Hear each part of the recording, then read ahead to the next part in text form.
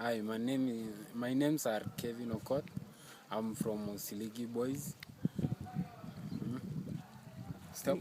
No, I can't stop. This one you have to keep going. Okay. So now you got to ask your questions for Candace. So my first question is, when the incident occurred, how did you survive it? Next question? Next one. Yeah. And who rescued you from the incident, or you just fell down and start walking? And are you planning to resettle from your country and get a new place from the other neighboring countries which doesn't have mostly earthquakes? Any other questions?